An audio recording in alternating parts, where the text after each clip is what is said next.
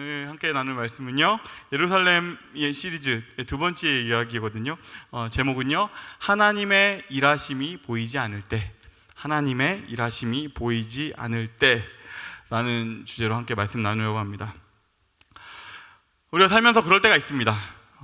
진짜 마음 먹고 이전에 안 하던 내 마음 가운데 이제는 다시 한번 신앙적으로 나를 붙잡고 주님의 뜻을 행하리라, 뭐 이런 마음 먹고요.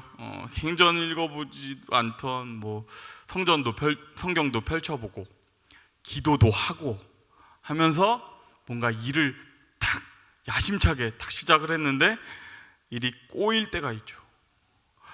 내가 주님 위해서 이렇게 애쓰고 있고 좋은 마음으로 이 일을 하려고 하는데 왜 이렇게 꼬이는 걸까? 이런 순간이 찾아오면요, 우리 마음에서 막 섭섭함이 막 올라옵니다. 뭐 이런 것들이죠. 기도하면서 시작했던 가게인데 막 적자를 보기 시작하고, 그리고 기도하면서 용서했던 그 친구가 내 뒤통수를 또 시게 후려치고, 그리고 기도하면서 마음 주셔가지고 시작한 시험인데 떨어져 버렸거나, 모든 것이 내가 주님 위해서 한번 일어나서 해보려고 하는데 사람도 그렇고 일도 그렇고 모든 게 다 꼬이고 하나도 날 안 도와줄 때가 있죠. 그럴 때 우리 마음 가운데는 하나님 왜 이렇게 안 도와주세요? 하나님 제 마음 아시잖아요. 하나님 왜 이렇게 안 도와주세요? 하는 마음이 올라옵니다. 오늘 본문 속의 바울도 그랬습니다. 본문 속의 바울이요, 예루살렘에 들어올 때 진짜 굳은 마음을 가지고 들어온 겁니다. 이곳에 들어오면 죽는 줄 알았어요. 이곳에 들어오면 난 죽는다는 걸 알면서도 기도했고 서원하면서 이제 머리까지 깎고서 이제 예루살렘에 딱 들어왔습니다. 진짜 목숨 걸고 들어온 거죠. 그렇게 마음 먹고 좋은 마음으로 들어왔던 이 예루살렘에서 첫 번째 그가 맞이하는 일이 무엇이냐 하면 그것은 죽도록 두들겨 맞는 겁니다. 죽도록 두들겨 맞는다. 예루살렘에서 바울이 들어와서 세 종류의 사람들을 만나게 되는데요, 이 이야기들을 차례 해드리려고 해요. 첫 번째 그가 만나게 되는 사람, 첫 번째 부류의 사람은요, 함께 읽어볼까요? 시작. 예루살렘에는 날 괴롭히는 사람이 있다. 예루살렘에 온 바울을요, 유대인들이 봅니다. 그리고 그들이요 이렇게 말합니다. 이스라엘 사람들아 들으라. 저가 이스라엘 사람과 성전과 율법을 비방하고 가르친다. 그리고 오늘은 심지어 이방인을 성전에 데리고 들어왔다. 저가 이 거룩한 곳을 더럽히고 있다. 그러니 저들을 가만두면 안 된다.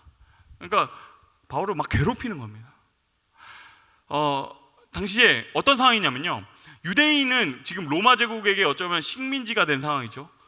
그들은 하나님의 선택된 민족이라는 그 자존심이 완전히 막 무너진 상태에서 그들에게 마지막 남은 한 가지 자존심, 그래서 우리의 애국심이 다 하나로 뭉친 하나의 상징 같은 게 있다면 그건 뭐냐면 예루살렘 성전이에요. 이게 애국심이 모이는 어떤 구심점 같은 거라고요. 근데 그 구심점에 뭐라고 적혀 있냐면요, 문에 이렇게 써 있습니다. 이방인들은 이곳에 들어오면 죽게 될 것이다, 이렇게 적혀 있습니다. 그 당시에 써 있었어요. 그러니 지금 바울을 그들이 애국심을 동원해서 모함하고 있는 겁니다. 저가 이방인을 이곳에 데리고 들어왔다. 로마 제국이 들어와서 이 자존심 상한 가운데 우리에게 가장 남은 마지막 자존심인 이 성전을 저가 더럽혔다. 이런 모함을 막 하는 거예요. 실제로 바울이 그렇게 했느냐? 전혀 그렇게 하지 않았어요. 그런데 그는 와가지고 너무 화가 나게 그렇게 막 선동을 하고요, 이 근거 없는 선동에 사람들이 실제로 선동이 됩니다. 그래가지고 사람들이 막 화가 잔뜩 나가지고 바울을 성전에서 끄집어냅니다. 성전 안에서는 피를 흘리지 못하게 돼 있으니까요, 나와가지고 두들겨 패려고 하는 거죠. 바울이 이때 어떤 느낌이었을까요? 바울의 느낌이 어땠을까요? 내가 짓지도 않은 죄를 가지고 모함당하고, 그리고 성전에서 막 개 끌듯이 끌고 나와서 죽도록 두들겨 맞아요. 혹시 지난 시간에 배운 것을 기억하시는 분이 계실지 모르겠어요. 바울이 예루살렘이 아니라 진짜로 가고 싶었던 것은 어디죠? 감사하네요. 로마. 바울은 로마로 가고 싶었어요. 전혀 예루살렘에 들어오고 싶지 않았다고요. 그런데 하나님께서 강하게 마음 주셔서 억지로 여기로 들어오게 됐다는 거죠. 하나님께서 이렇게까지 고집 부려가지고 예루살렘에 데리고 들어오셨으면요, 그 다음에는 하나님 좀 도와주셔야 되는 거 아닙니까? 이 안에 오셨으면, 그래도 이 안에 왔으면 하나님 뭔가 기적을 베풀어 주셔야죠. 그런데 이 곳에서 그에게 보이는 하나님의 역사하심이 하나도 없어요. 저는 기대하기라면 이런 좀 기적이 있었으면 그런 상상을 할 것 같아요. 막 바울을 때리려는 사람이 있으면 손이 막 뚝 부러지고, 바울에게 막 돌을 던지는데 자기한테 막 날아와, 빵 맞고, 그러면 사람들 막 놀래가지고 기적이구나, 하나님 일하시는구나, 뭐 이런 좀 기적이 있어야 되는 것 아닙니까? 그런데 그런 일이 일어나지 않아요. 바울 입장에서는 하나님의 일하심이 하나도 보이지 않고 하나님의 음성도 들리지 않는 것 같은 곳, 바울은 거기서 하나님 그냥 내버려 두셔서 맞아 죽게 생긴 것 같은 그런 상황 가운데 있습니다. 여러분, 그런 서럽고 억울한 장소, 그게 예루살렘입니다. 우리의 삶에도 그런 순간들이 있습니다. 어쩌면 진짜 좋은 마음으로 성도로서 세상에서 살기 원한다, 내가 진짜 주님 따라가면서 주님 마음 가지고 제대로 한번 성도로 살아봐야지 하고 세상에 나갔는데 아무것도 날 도와주시는 게 없는 것 같다, 하나님 일하시는 거 없는 것 같다, 너무 억울해지고 힘들어지고, 그건 여러분의 그것이 예루살렘일지도 모르겠어요. 정리합니다. 예루살렘에는 첫 번째, 당신을 괴롭히는 사람들이 있다. 첫 번째예요. 두 번째는요, 두 번째 이야기를 하기 위해선 예루살렘 이야기를 조금 더 해야 됩니다. 예루살렘 이야기로 다시 돌아갑시다. 바울이 지금 맞아 죽게 생긴 이때에 천부장이 이 소식을 듣습니다. 이 천부장은 뭐냐면요, 군인이에요. 한 자기 밑에 통솔하고 있는 그 군인들이 한 1000명 정도 되는 사람을 천부장이라고 해요. 지금으로 말하면 한 대대장에서 연대장 정도 되는 그런 직위인 것 같아요. 꽤 고위직입니다. 그리고 그런 사람들이 보통은 로마 치아에 있는 어떤 도시들에서요, 치안을 담당하는 역할을 합니다. 그리고 이 예루살렘의 치안을 담당하고 있던 사람한테 이 바울의 소식이 들어간 거예요. 막 수많은 유대인들이 일어나가지고 누구 한 명 개패듯이 패고 있다, 이 사람들 뭔가 소란을 일으킬 것 같다라는 소식을 듣고 급히 달려옵니다. 31절 31절 말씀인데요, 함께 읽겠습니다. 시작. 그들이 바울을 죽이려고 할 때 온 예루살렘이 소요에 휘말려 있다는 보고가 천부장에게 올라갔다. 그는 곧 병사들과 백부장들을 거느리고 그 사람들에게로 달려갔다. 그들은 천부장과 군인들을 보고 바울을 때리는 것을 멈추었다. 아멘. 천부장이요, 성단 군중을 말리고서요 바울을 체포합니다. 바울을 쇠사슬로 일단은 묶어둬요. 왜냐하면 지금 군중들이 너무 화가 나 있으니까. 그리고 이유는 뭐 모르겠지만 일단 쇠사슬을 채워놓고 체포를 하는데요, 문제는요, 지금 이렇게 잠궈놓은 이 쇠사슬이요 2년을 갑니다. 하루 이틀이 아니라 2년 동안 계속 이어집니다.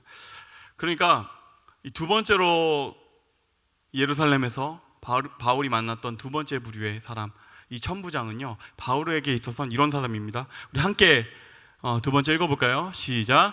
예루살렘에는 믿을 수 없는 사람이 있다. 예루살렘에는 믿을 수 없는 사람이 있다. 문제는 이거예요. 그를 믿을 수가 없어요. 지금 예루살렘에 들어와가지고 그를 지금 구해줄 수 있는 유일한 사람이 한 명 있고, 그 사람이 천부장인데 그를 믿을 수가 없어요. 왜냐면요, 사실은 이 천부장은 바울의 안전에 관심이 없습니다. 그는 바울 같은 사람 뭐 한 명 어떻게 되는지 별로 크게 관심 없어요. 그러니까 처음에는 어떻게 하냐면 이 시끄러운 일 생겼으니까 대충 처리하자라는 마음으로 처음에 어떻게 하냐면, 이 사람들이 성질나 있고 하니까 이놈을 갖다가 채찍으로 때리면 이 화난 군중들의 마음이 좀 식겠구나, 그래서 바울을 엎어놓고요 채찍질을 하려고 합니다. 대충 처리하고 싶은 거죠. 이때 22장 25절부터의 말씀인데요, 함께 읽겠습니다. 시작. 그들이 채찍질을 하려고 바울을 눕혔을 때 바울은 거기에 서 있는 백부장에게 로마 시민의 유죄 판결도 내리지 않고 매질하는 법이 어디에 있어 하고 말하였다. 백부장이 이 말을 듣고 천부장에게로 가서 어떻게 하시렵니까? 이 사람은 로마 시민입니다 하고 알렸다. 그러자 바울을 신문하려고 하던 사람들이 곧 물러갔다. 천부장도 바울이 로마 시민이라는 사실을 알고는 그를 결박해 놓은 일로 두려워하였다. 아멘. 이게 무슨 내용인지 아세요? 바울이요, 자기의 신분을 밝히죠. 나 로마 시민이다. 딱 이 얘기를 하는 순간에 이제 그제서야 이 천부장이 신경을 쓰기 시작합니다. 당시에 이 로마 시민권이라는 것은 굉장히 로마 제국을 유지하는 데 굉장히 중요한 하나의 심볼 같은 것이었어요. 뭐냐면 이 로마라는 한 작은 나라가 이 지중해 전역을 지금 지배하고 있는 상황 아닙니까? 그렇게 되기 위해서는 이 로마라는 권위가 곳곳에 보여지는 한 가지가 필요한데, 그건 뭐냐면 로마 시민권이에요. 그래서 로마 시민은 어디로 가든지 부당한 대접을 받지 않고, 그래도 어느 정도 이상의 합리적인 대우를 받고, 막 그냥 아무 이유도 없이 불러다가 때린다거나 재판 없이 뭘 처리를 한다거나 아니면 처형한다거나 이런 거는 절대 하지 못하게 돼 있는 것이 법이에요.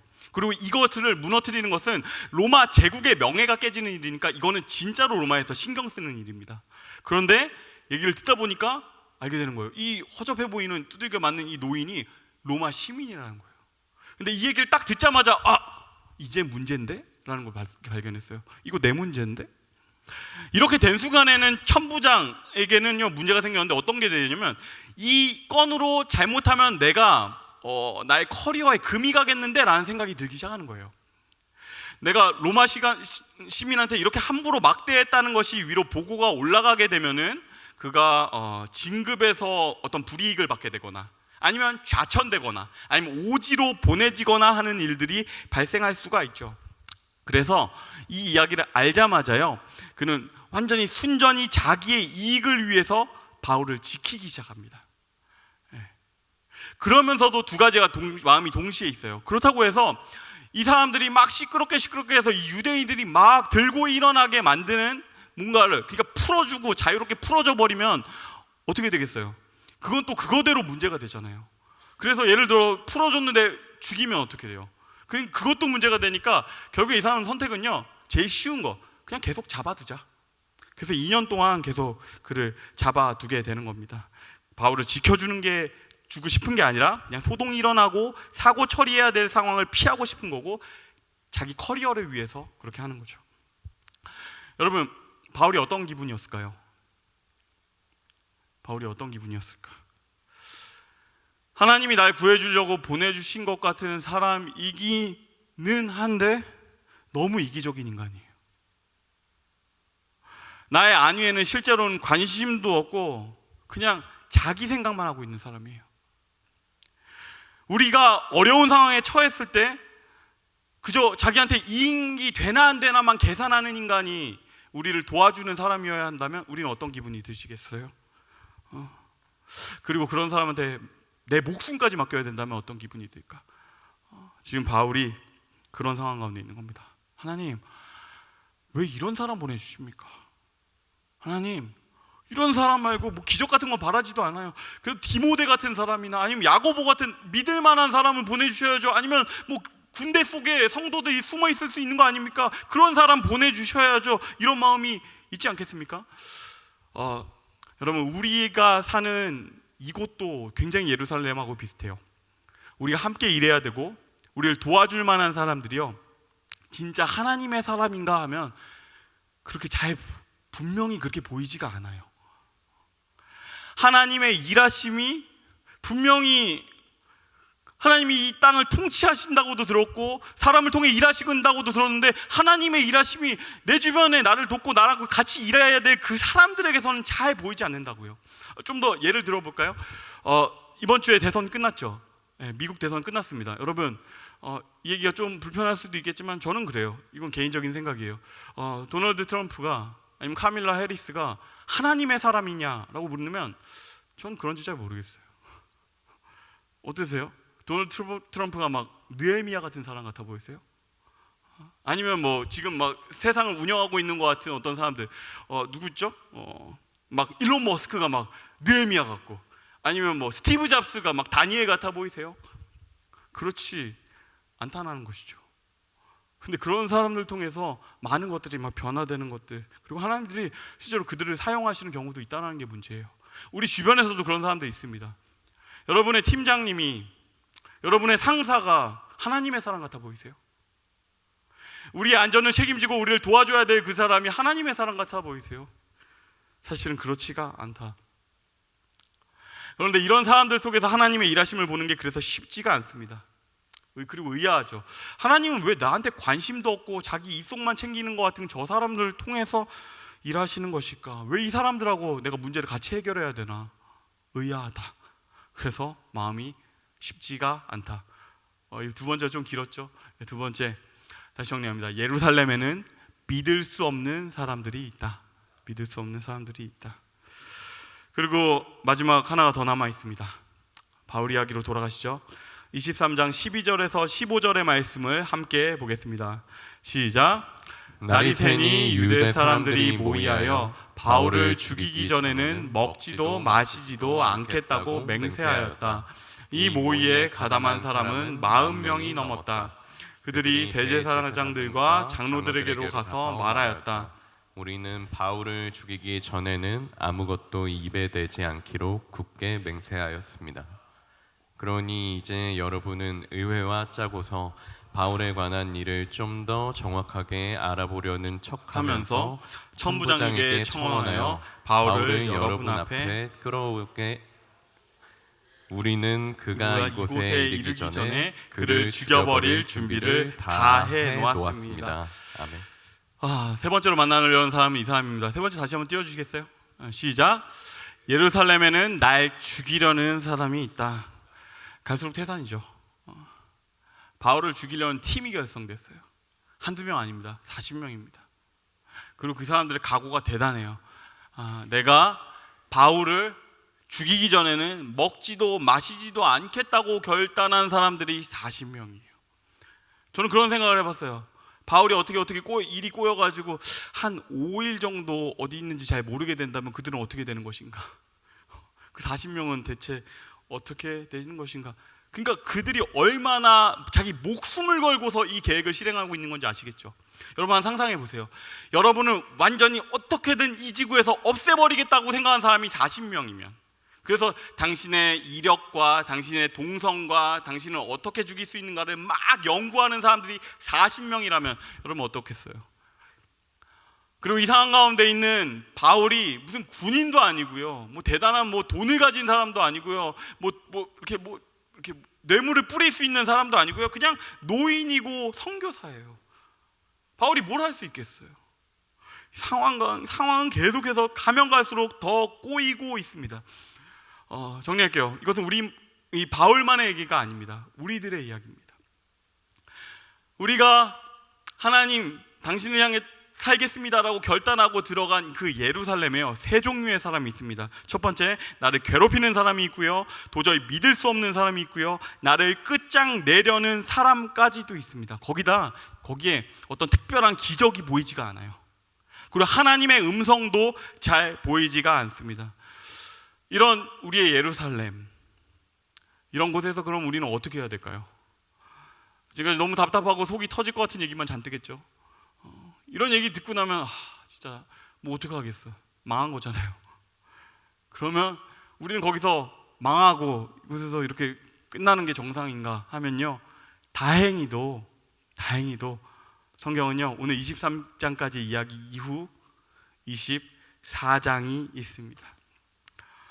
바울이 죽지 않고 그의 이야기가 끝나지 않습니다. 그러면 우리가 봐야 될 것은 되게 심플합니다. 뭘까요? 이런 상황 가운데에서 바울은 무엇을 하고 있는가? 바울이 이런 상황 속에서 무엇을 하고 있는가? 이것만 보면 돼요. 지금까지 이야기가 세 가지였던 것처럼 바울의 반응도 세 가지입니다. 이제부터는 좀 답답한 이야기를 벗어나가지고요, 바울의 이야기를 보시죠. 첫 번째, 바울은 이 어려운 상황 속에서 이야기를 시작합니다. 22장 1절에서 8절까지의 말씀인데요, 여기 제가 조금 중략했습니다. 읽겠습니다. 동포 여러분, 내가 이제 여러분에게 드리는 해명을 잘 들어주시기 바랍니다. 군중들은 바울이 히브리 말로 연설하는 것을 듣고 더욱더 조용해졌다. 바울은 말을 이었다. 가다가 정오쯤에 다마스쿠스 가까이에 이르렀는데 갑자기 하늘로부터 큰 빛이 나를 둘러 비추었습니다. 나는 땅바닥에 엎어졌는데 사울아 사울아 내가 어찌하여 나를 핍박하느냐 하는 소리가 들려왔습니다. 그래서 내가 주님 누구십니까 하고 물었더니 그는 나에게 대답하시기를 나는 내가 핍박하는 나사렛 예수이다 하셨습니다. 아멘. 바울이 하고 있는 이야기는 되게 심플합니다. 바울이요, 이 순간에 무슨 얘기를 하냐면요, 예수님을 처음 만났던 날을 이야기합니다. 이 상황을 생각해 보세요. 막 사정없이 두들겨 맞아가지고 온몸이 피투성이가 된, 그리고 이제는 노년의 바울이거든요. 백발이 성성한 노인이 이렇게 툭 얘기하기 시작하는 겁니다. 좀 길게 설명되어 있지만 짧게 줄인다면 이런 이야기예요. 나는 정말 구제불능인 인생이었어. 나는 꽤 잘 나가고 꽤 똑똑하고 많은 것 가진 사람이었지만 그것 때문에 난 더 끔찍한 인생이었어. 나는 살인자의 인생을 살고 있었어. 그런데 그 인생에 주님께서 찾아오셨어. 다메섹으로 가던 그날에 하늘에서 빛이 비쳤어. 그분이 내 인생에 찾아오셨어. 지금 생의 마지막 순간이 될지도 모르는 그 순간에 바울은 단 한 번의 가장 소중한 이야기를 할 수 있는 그때 바울이 예수님을 처음 만났던 그날을 이야기하기 시작합니다. 여기서 우리가 주목해야 될 점은요, 지금 바울의 이야기가 30년 전의 이야기라는 것이에요. 30년 전에 젊었던 그 바울이 예수님을 처음 만났던 그날의 이야기를 마치 어제 일처럼, 마치 어제 경험했던 일처럼 생생하게 이야기하기 시작합니다. 여러분, 이 이야기가 이렇게까지 생생할 수 있는 이유는 뭘까요? 이유는 조금만 생각해 보면 알 수 있어요. 그것은 간단합니다. 바울이 이 순간을 계속해서 묵상하고 있었던 것입니다. 계속해서 생각하고 있었던 것이에요. 여기서 우리에게 말해주는 바가 있습니다. 우리 하이라이트된 색깔 칠해진 거 한번 읽어볼까요? 시작. 내 인생의 가장 중요한 진실.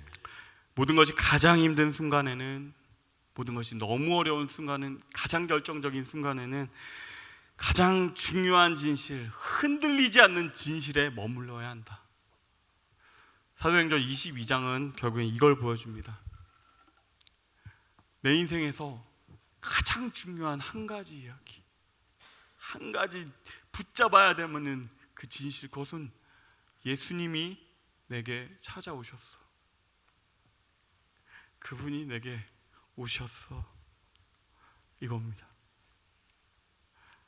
이걸 생각하는 순간에 그 다음에 드는 생각은 뭔지 아세요? 그럼 그래, 그거면 됐지. 그거면 됐지. 죽어마땅한, 끝나버렸어야 될 내 인생에 주님이 찾아오셨으면 그거면 됐다. 예수님이 날 사랑하시는데 뭐. 나를 괴롭히는 사람들, 내가 믿을 수 없는 사람들, 날 죽이려는 사람들 있지만 이것보다도 이 사실이 훨씬 커요. 예수님이 내 인생에 찾아오셨다. 그리고 이 사실이 아주 선명할 때 사람은요, 이제 버틸 수가 있습니다. 그래서 바울은 인생 마지막 설교의 그 자리에서 예수님 이야기를 하게 되는 것이죠. 그리고 이 진실이요, 예루살렘에서 바울을 버티게 합니다. 첫 번째는 주님, 그분 처음 오셨던 그 진실, 내 인생에 오셨구나, 그것을 묵상하는 것, 그것이 첫 번째예요. 그리고 두 번째입니다. 이 너무너무 힘든 날에 그가 하는 일이 한 가지 더 있는데요, 오늘 본문 속에는 나오지 않지만요, 바울이 감옥에 갇힐 때마다 했던 일이 하나 있습니다. 그것은 사도행전의 다른 본문 16장 22절부터 말씀에 기록이 되어 있는데요. 16장 22절에서 25절 말씀 함께 읽겠습니다. 시작. 무리가 그들을 공격하는 데에 합세하였다. 그러자 치안관들은 바울과 신라의 옷을 찢어 벗기고 그들을 매로 치라고 명령하였다. 그래서 이 명령을 받은 부하들이 그들에게 매질을 많이 한 후에 감옥에 가두고 간수에게 그들을 단단히 지키라고 명령하였다. 간수는 이런 명령을 받고 그들을 깊은 감방에 가두고서 그들의 발에 착고를 단단히 채웠다. 한밤쯤 되어서 바울과 신라가 기도하면서 하나님을 찬양하는 노래를 부르고 있는데 죄수들이 듣고 있었다. 아멘. 바울이 감옥에서 찬양하기 시작합니다. 늘 부르던 그 노래, 늘 하던 그 기도를 시작합니다. 이건 결국에 뭐냐면요, 두 번째, 몸에 밴 믿음의 습관. 우리에게 조금 더 편한 말, 익숙한 말로 표현하자면 신앙의 루틴 속에서 버티는 겁니다. 늘 머물던 것, 뭐 대단한 거 아니에요. 아침에 늘 하던 그 큐티, 늘 찾아보던 그 말씀. 요즘 우리 달팽이도 열심히 하고 있죠. 주님 여전히 날 사랑하시고 나도 주님 사랑합니다. 스치듯이 하는 그 기도, 그리고 찾아가는, 때때마다 찾아가는 예배의 자리, 거기로 가는 겁니다. 너무 힘들고 내가 지치는 그 순간에는 늘 내가 해오던 그 신앙의 습관 가운데로 몸으로 머물려야 돼요.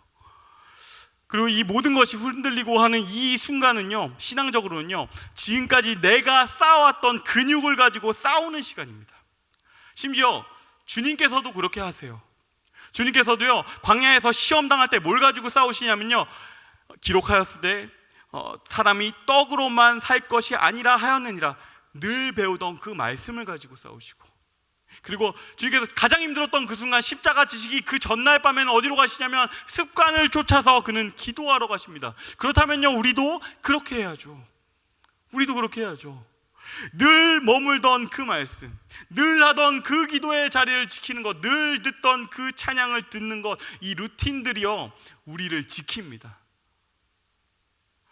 잘 뱉어지지 않지만 뱉었던 그 한 소절의 찬양, 잘 입이 떨어지지 않지만 그때 했던 그 기도, 그리고 잘 발이 떨어지지 않지만 찾아갔던 그 예배의 자리, 그곳에서 진짜 힘든 그 순간에 이 한 번 더 하는 그 행동이요, 우리 신앙의 깊이를 만듭니다. 여러분, 이것을 제일 잘 설명할 수 있는 하나의 예시가 뭘까 생각했는데요, 저에게 딱 떠오르는 것은요, PT였어요. PT. 여러분 혹시 내가 헬스하면서 PT 받아보신 적 있다, 손 한번 들어보시겠어요? 운동 안 하시나요? 그럴 수 있죠. 네, 운동 하시기를 축복합니다. PT를 해보면 진짜 열받는 게 있어요. 뭐냐면 PT 해보신 분은 이 말이 진짜 싫어요. 한 번 더. 무슨 말인지 아세요? 바벨을요 들어요. 바벨 드는데 내 한계를 알잖아요. 보통요 어떻게 하냐면 트레이너는 내가 거의 감당할 수 있는 한계 수준의 것을 딱 주거든요. 그래서 그거를 내가 10개까지가 거의 나의 한계예요. 10개까지를 딱, 자 10개만 하세요. 그래서 10개까지를 딱 하고 나면 그러면 9, 10 해야 되잖아요. 근데 그 다음 뭐 하는 줄 알아요? 9, 진짜 열받아요 그때부터. 한 개 더, 한 개만 더. 그래서 나 못하겠는데 한 개만 더 하면서 계속 끌어올리게 해요. 그리고 여러분, 그때 나중에 트레이너들이 우리를 위로해주면서 하는 말씀인지 모르겠는데요, 늘 얘기해주는 건요, 회원님, 그 마지막 한 번의 그 순간에 여러분의 근육이 큽니다. 여러분의 한계에 도달했을 때 그 한 번 더 밀어내는 그 한순간에 여러분의 근육이 큽니다 라는 얘기를 해요. 그러니까 거기에 또 이제 우리 가스라이팅 당해서 또 열심히 듭니다. 그리고 사실이기도 하죠. 신앙도 그렇습니다. 여러분, 진짜 힘든 날에 우리가 하는 것은요, 뭐 굉장히 새로운 무엇이 아니에요. 진짜 힘든 날에 계속해서 밀어내며 들고 있던 그 바벨, 그거 한 번 더 드는 것이에요.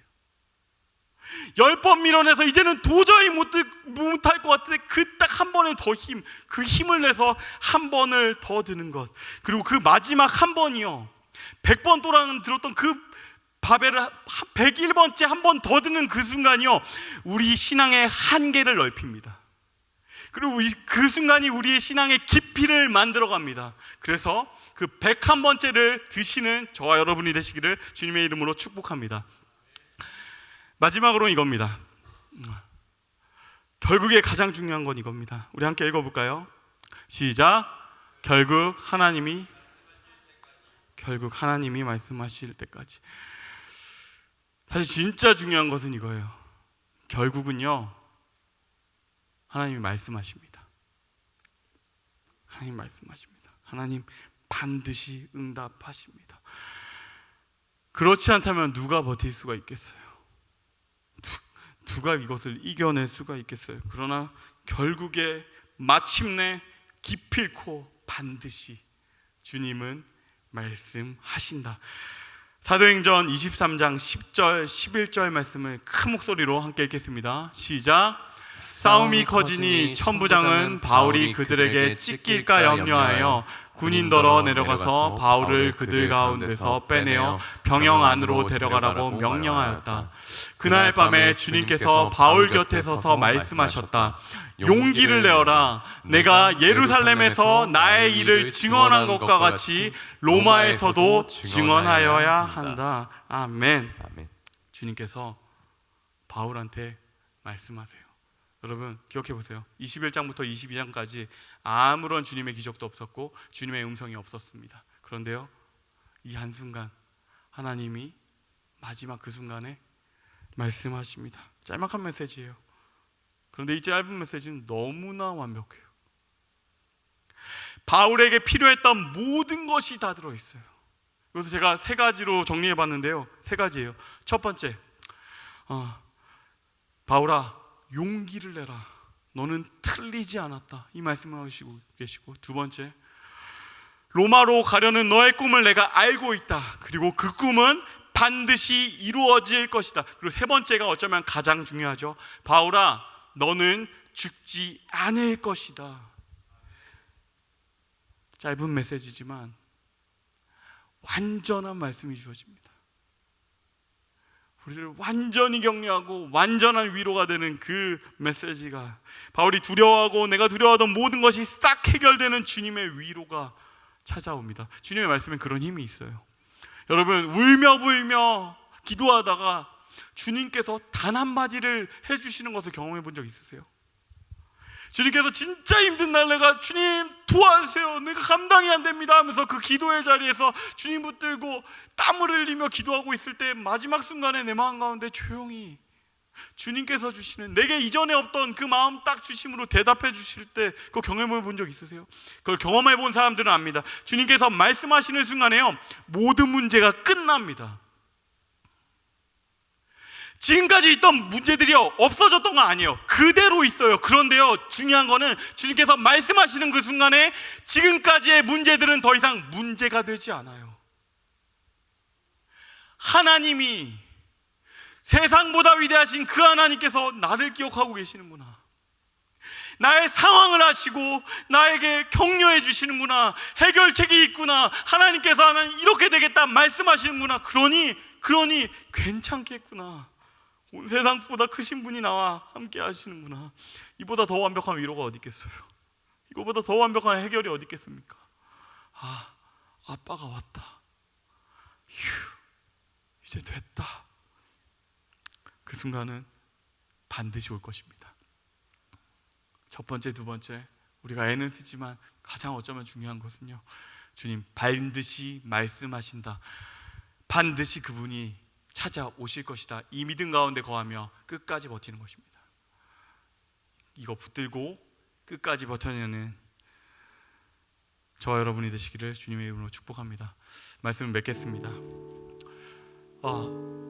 오늘 이야기는 너무 길었어요. 21장부터 23장까지의 긴 내용들을 쭉 살펴봤는데요, 먼저는 우리가 쭉 읽어봤던 내용의 대부분은요, 하나님께서 전혀 일하시지 않는 것 같은 21장, 22장의 내용들이 있어요. 그리고 23장이 이어지는데요, 나중에 집에 가서 한번 읽어보셨으면 좋겠어요. 23장에 하나님께서 말씀하신 그 지점, 그 이후의 이야기들부터 보면요, 결이 다릅니다. 지금까지의 이야기에서는 바울의 입장에서도 그렇고 우리가 보기에도 하나님의 일하심이 하나도 보이지 않았어요. 그런데 23장 그 말씀하신 이후의 12절부터의 말씀을 보면요, 하나님께서 물밑에서 열심히 일하고 계신 것들이 드러나기 시작합니다. 어떤 사람을 보내시고, 어떤 사람을 준비하시고, 어떤 사람을 통해서 일하시는 하나님의 일하심이 23장에선 계속 드러납니다. 바울의 입장에선 전혀 보이지 않았어요. 그러나 23장을 보면 그가 포기한 것 같은, 감옥에 갇혀서 아무것도 할 수 없는 것 같은 순간에, 그때는요, 바울은 가만히 있고 하나님이 바쁘세요. 우리가 살면서 하나님 일하시지 않는 것 같고, 하나님 일하시는 일이 하나도 눈에 들어오지 않아서 너무 힘든 그날, 하나님 아무것도 안 하시는 것 같은 그날, 사실은 23장 후반부와 같은 일들이 물밑에서 일어나고 있습니다. 우리는 말씀을 통해서 확신할 수 있어요. 우리는 지금 막 파도 속에서, 바다에서 풍랑 만난 것 같아서 아무것도 보이지 않고 너무 힘들고 괴로워 죽겠지만, 이 폭풍을 뚫고 걸어오고 계신 주님이 계세요. 우리에겐 보이지 않지만 그분은 이 폭풍 가운데 온몸이 젖어서 열심히 나를 향해서 걸어오고 계십니다. 하나님은 당신보다 더 바쁘게 움직이고 계세요. 다만 지금 이 바람과 물결 때문에 우리가 보지 못할 뿐이에요. 그리고 결국에 그분이 오실 것입니다. 여러분, 그러니 힘을 내세요. 혹시 지금 하나님 일하시지 않는 것 같아, 내 인생의 어두운, 내 영혼의 밤을 맞이한 것 같아 라고 느껴지시는 분들 계시다면 오늘의 말씀을 깊게 묵상했으면 좋겠습니다. 오늘 말씀처럼 하는 것이에요. 날 찾아오신 주님, 그래, 예수님이 내 인생에 오셨지, 그 순간으로 돌아가고, 두 번째, 내가 늘 하던 그 믿음의 습관, 그거 계속 반복하며 버텨내고, 그리하여 주님 오시는 그때까지 버텨내는, 그러면 주님 반드시 말씀하시는 그날이 올 것입니다. 완전한 감격, 완전한 성장이 있을 것입니다.